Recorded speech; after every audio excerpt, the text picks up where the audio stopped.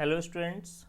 आज मैं आप लोगों के लिए जो सीरीज चल रहा है हम लोगों का फिजिक्स का, उसमें एक इम्पॉर्टेंट क्वेश्चन लेके आया हूँ। बहुत बार क्वेश्चन पूछा भी जाता है एग्जाम में। ये है व्हीट स्टोन ब्रिज सर्किट। ठीक है, व्हीट स्टोन ब्रिज बोल दो या व्हीट स्टोन ब्रिज सर्किट बोल दो। ये वैसे भी इम्पॉर्टेंट टॉपिक है, सेपरेटली भी पूछा जाता है 3 मार्क्स का। और ये टॉपिक आपका मीटर ब्रिज हो गया या पोटेंशियोमीटर हो गया, उसमें भी यूज़ होता है और बेसिकली न्यूमेरिकल्स में भी आता है। तो आज हम इस टॉपिक को समझते हैं कि व्हीट स्टोन ब्रिज क्या होता है। ठीक है, तो देखिए आप कैसे, अगर ये बड़ा क्वेश्चन आता है तो हम सब कुछ इसके बारे में बात करते हैं कि व्हीट स्टोन ब्रिज होता क्या है। ठीक है ना, तो व्हीट स्टोन ब्रिज तो क्या लिखेंगे, सिंपल सी कि व्हीट स्टोन ब्रिज क्या है। पहली बात समझ लीजिए, व्हीट स्टोन ब्रिज जो होता है एक इलेक्ट्रिकल सर्किट होता है जो किस काम में आता है, अननोन रेजिस्टेंस को फाइंड करने के काम में आता है। ठीक है, अननोन रेजिस्टेंस को फाइंड करता है। होता कैसे है तो देखो, अगर ये मैं यहाँ पे ए बोल दूँ तो यहाँ पे टोटल 4 रेजिस्टेंस कनेक्टेड होते हैं। व्हीट स्टोन ब्रिज में टोटल 4 रेजिस्टेंस कनेक्टेड होते हैं। ये ए हो गया, इस पॉइंट को मैं बी बोल दूँ। एक रेजिस्टेंस यहाँ लगा होता है और एक रेजिस्टेंस यहाँ,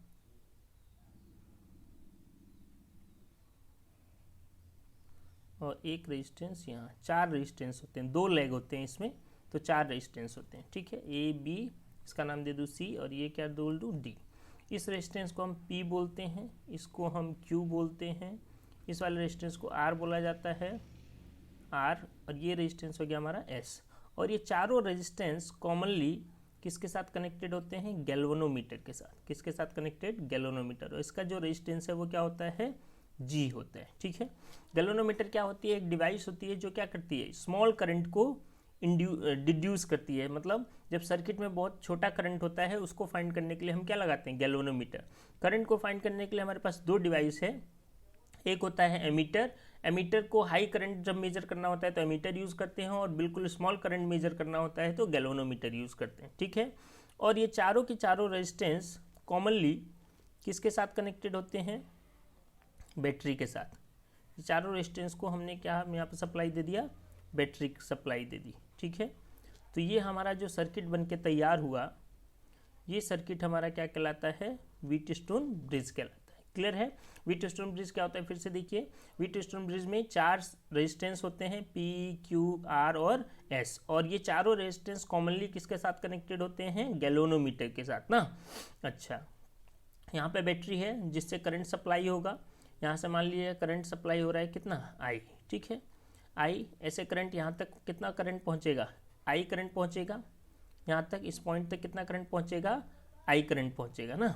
ठीक है, अब इसमें से कुछ करंट इधर चला जाएगा, इसको मान लिया हमने I1 बोल दिया, और इसको क्या बोल दिया, I2 बोल दिया। ठीक है, और यहाँ तक देखिए ये पॉइंट B तक कितना करंट जाएगा, I। इसमें जो करंट जाता है उसको हम बोलते हैं IG। क्या बोलते हैं, IG। मैं आपको डेरिवेशन नहीं करा रहा अभी, बस व्हीट स्टोन ब्रिज के सर्किट के बारे में बता रहा हूँ ना। आपको सर्किट ही पूछता है और इसका प्रिंसिपल पूछता है। ठीक है, तो क्या बोलता है, पहली बात व्हीट स्टोन ब्रिज क्या है, तो हम क्या लिखेंगे, it is a electrical circuit. Electrical circuit कैसे लिखोगे, it is a electrical circuit which is used to find unknown resistance,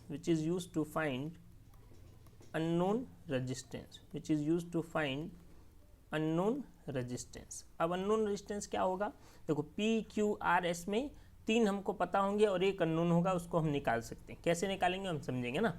it is a electrical circuit which is use to find unknown resistance. ठीक है, अच्छा ये बात हो गई।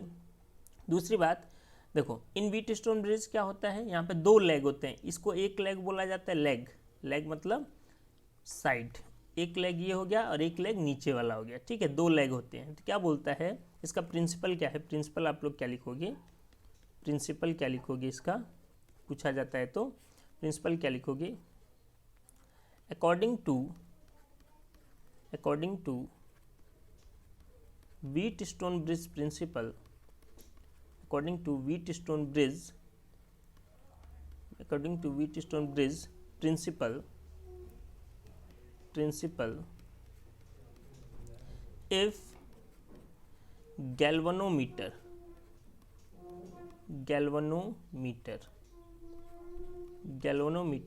show no deflection, if galvanometer show no deflection का मतलब क्या? गैल्वेनोमीटर क्या है? एक डिवाइस है जो करंट को मेजर करता है। जैसे आपने देखा होगा, आप मोबाइल वगैरह की दुकान पे जाओ तो आपने देखा होगा कि एक एमीटर लगाते हैं वो लोग, वो क्या होता है, ऐसे जैसे ही टच करेंगे वो क्या होता है, फ्लक्चुएट होता है ना, एक तरफ से दूसरी तरफ। तो क्या बोल रहा है कि अगर गैल्वेनोमीटर डिफ्लेक्शन शो ना करे, दैट मीन्स क्या, कब शो नहीं करेगा गैल्वेनोमीटर? जब उसमें जो करंट जा रहा है, कितना करंट जा रहा है, IG, वो कितना हो जाए, जीरो हो जाए। कितना हो जाए, जीरो। ये कब होगा? जब गैल्वेनोमीटर डिफ्लेक्शन कब नहीं शो करेगा? जब जो करंट जा रहा है, इसमें सप्लाई हो रहा है, वो करंट कितना हो जाए, जीरो हो जाए। अगर ऐसा हो गया, then we can say that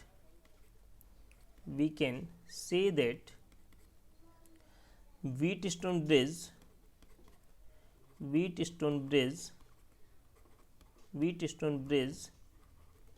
in balanced condition,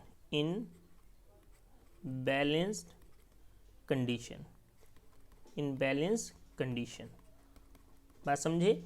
अगर क्या है इसका प्रिंसिपल, क्या बोलता है, according to Wheatstone bridge principle, if galvanometer show no deflection, galvanometer deflection कब नहीं शो करेगा? जो उसमें करंट जा रहा है, कितना करंट जा रहा है, IG, वो कितना हो जाए, जीरो।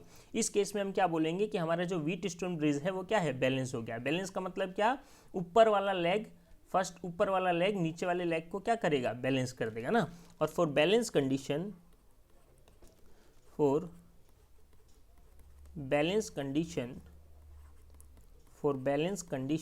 हम क्या बोलते हैं, इसमें फॉर्मूला यूज़ करते हैं, बहुत इंपॉर्टेंट फॉर्मूला है, P/Q इक्वल टू कितना, R/S। क्या बोलेंगे, P/Q इक्वल टू R/S। बात समझे, P/Q इक्वल टू R/S। और यहाँ पे देखो, अब कोई भी तीन हमको पता होंगे, जैसे P, Q, R हमको पता होगा और S अननोन होगा, तो उस S अननोन को हम क्या कर सकते हैं, निकाल सकते हैं। क्लियर है बात सबको? बात समझ में आई? तो बहुत इंपॉर्टेंट टॉपिक है। चलिए मैं आपको इस पर एक न्यूमेरिकल भी करके दिखाता हूँ कि कैसे आता है numerical. Suppose that for example मान लीजिए एक सर्किट दे रखा है आपको, ठीक है। कैसा न्यूमेरिकल आता है एग्जाम में इससे, देखिए मान लीजिए सर्किट दे रखा है आपको एक,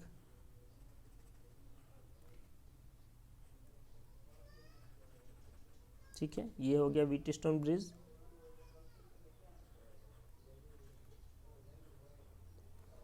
और यहाँ पे आपको क्या कनेक्ट कर दिया, बैटरी। क्या कनेक्ट कर दी, बैटरी, ठीक है, बैटरी कनेक्ट कर दी। देखो न्यूमेरिकल भी आप देख लो कैसे न्यूमेरिकल्स आते हैं इस पर, क्योंकि जब भी टॉपिक आता है हमारा फिजिक्स का मतलब क्या है कि हम टॉपिक पढ़ें और न्यूमेरिकल सॉल्व करें। जितने ज़्यादा न्यूमेरिकल सॉल्व करेंगे उतना हमारा कॉन्सेप्ट क्लियर होगा ना।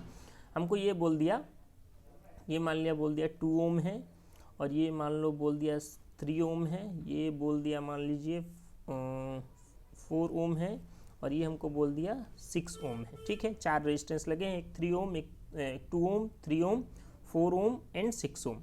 और हमको पूछा है क्वेश्चन में, find current flow in the circuit, current flow in the circuit, current कितना फ्लो होगा इस सर्किट के थ्रू, ठीक है। तो देखो सबसे पहले अगर व्हीटस्टोन ब्रिज के क्वेश्चंस आते हैं तो सबसे पहले हम बैलेंस कंडीशन चेक करेंगे, क्योंकि अगर बैलेंस है तो बहुत इजी हो जाता है क्वेश्चन। तो हम जानते हैं क्या, फॉर बैलेंस कंडीशन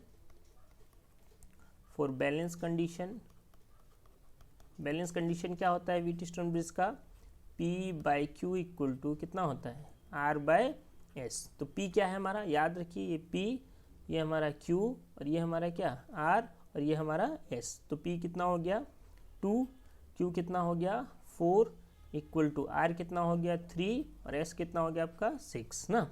यहाँ पे कैंसिल करें तो कितना आ जाएगा 1/2, और यहाँ पे कितना आ जाएगा, इसको भी कैंसिल करो, ये भी कितना आ जाएगा 1/2। मतलब ये दोनों बराबर आ गए रेशियो, दैट मीन्स हमारा व्हीटस्टोन ब्रिज क्या है, बैलेंस।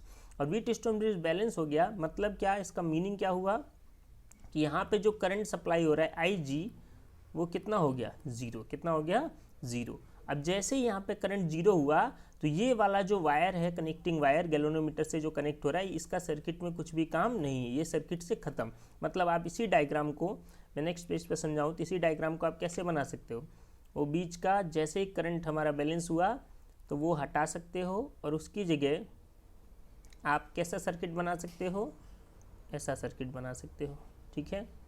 और क्या हो जाएगा ये, ठीक है ना। देखो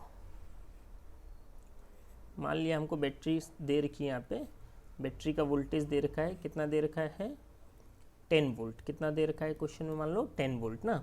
ये कितना था हमारा 2, ये कितना था 3 ओम, ये 2 ओम, ये कितना था 3 ओम, ये कितना था 4 ओम और ये कितना था 6 ओम ना। अब बीच वाला सर्किट हमने क्या कर दिया, हटा दिया। क्यों?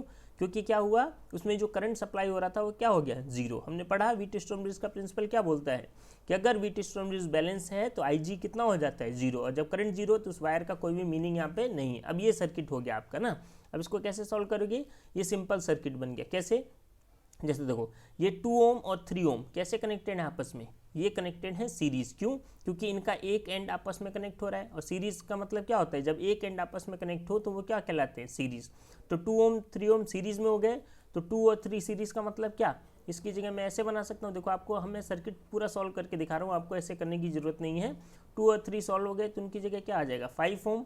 ऐसे ही नीचे वाले दोनों कैसे कनेक्ट हैं, 4 और 6, ये दोनों भी कैसे कनेक्ट हैं, सीरीज में।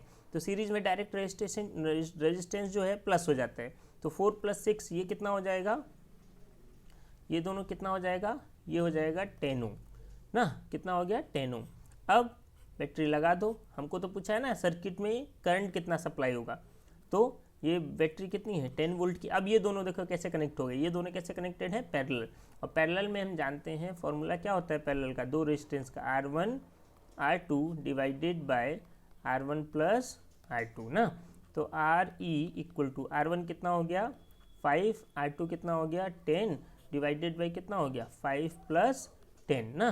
तो R इक्वलेंट कितना आ गया 5, 10 5 = 50 और यहाँ पे क्या आ गया 15 ना। 5 से कैंसिल करा तो RE कितना आ जाएगा 10 और नीचे कितना आ जाएगा 3 ओम, 10/3 ओम। मतलब ये दोनों इक्विवेलेंट रेजिस्टेंस का मतलब क्या होता है, ये दोनों सर्किट, ये दोनों रेजिस्टेंस हट गए और इनकी जगह क्या आ गया, एक कॉमन। जैसे इसको मैं हटा दूं और फाइनल सर्किट बनाऊं आपको, तो ये दोनों हट जाएंगे और इनकी जगह क्या आ जाएगा, एक रेजिस्टेंस लग जाएगा, इनकी जगह एक रेजिस्टेंस लग जाएगा जो कहलाएगा इक्विवेलेंट रेजिस्टेंस। ये भी आपका क्लियर हो गया होगा। कितना हो जाएगा 10/3 ओम। अब हम यहाँ पे करंट निकाल सकते हैं सर्किट में ना। जब देखो करंट कब पता चलता है सर्किट में, जब हमको क्या मिल जाए, इक्विवेलेंट रेजिस्टेंस मिल जाए। ये भी ध्यान रखिए ना, ऐसे अलग अलग हम रेजिस्टेंस के लिए सर्किट करंट नहीं निकाल सकते। जब इक्विवेलेंट रेजिस्टेंस निकल जाएगा तब आप बैटरी सप्लाई से करंट निकाल सकते हैं। क्या होता है, कौन सा फॉर्मूला, V इक्वल टू कितना होता है IR। तो I इक्वल टू कितना हो जाएगा, ये ओम्स लॉ है, I इक्वल टू कितना हो जाएगा V/R। और V हमारा कितना है 10 और R कितना है 10/3, 10/3 ना। 3 चला जाएगा ऊपर और 10 से 10 क्या हो गया कैंसिल। तो करंट जो आ गया सर्किट में वो कितना हो गया 3 एम्पियर। कितना हो गया 3 एम्पियर। तो ऐसे व्हीटस्टोन ब्रिज के क्वेश्चंस आपको एग्जाम में पूछे जाते हैं। आपको डेफिनेशन पूछ लेगा या व्हीटस्टोन ब्रिज का प्रिंसिपल, कुछ ना कुछ पूछता है यहाँ से ना। तो आपको समझ में आ गया व्हीटस्टोन ब्रिज एक इलेक्ट्रिकल सर्किट है जो किस काम में आता है, अननोन रेजिस्टेंस को फाइंड करता है। ठीक है, बात आती है कि व्हीटस्टोन ब्रिज में 4 रेजिस्टेंस होते हैं। जैसे देखो 4 रेजिस्टेंस होंगे और एक रेजिस्टेंस होता है किसका, गैल्वेनोमीटर का। वो इनके साथ कैसे कनेक्टेड होता है, कॉमनली कनेक्टेड होता है। ठीक है, कैसे कनेक्टेड होता है, कॉमनली ना। अब व्हीटस्टोन ब्रिज का प्रिंसिपल क्या बोलता है कि अगर गैल्वेनोमीटर डिफ्लेक्शन शो ना करे, डिफ्लेक्शन कब नहीं शो करेगा, जब इसमें जो करंट सप्लाई हो रहा है वो कितना हो जाए, जीरो। अगर यहाँ पे करंट जीरो हो गया तो इसका कोई भी मतलब यहाँ पे सर्किट में नहीं है। और जब ये जीरो हो गया तो ये लेग और ये नीचे वाला लेग एक दूसरे को क्या करेंगे, बैलेंस। और उस कंडीशन में फॉर्मूला क्या होगा, P/Q = R/S। और न्यूमेरिकल भी मैंने आपको करके दिखाया। तो उम्मीद करता हूँ आपको समझ में आया होगा। और अगर आपका कोई पर्सनल क्वेश्चन है या कुछ भी क्वेश्चन है जो आपको नहीं समझ में आ रहा है, इंपॉर्टेंट टॉपिक तो हम करा ही रहे हैं, अगर आपका कोई क्वेश्चन है तो आप उसको कमेंट बॉक्स में ज़रूर लिखिए और ज़्यादा से ज़्यादा अपने दोस्तों में इसको शेयर करिए। Thank you.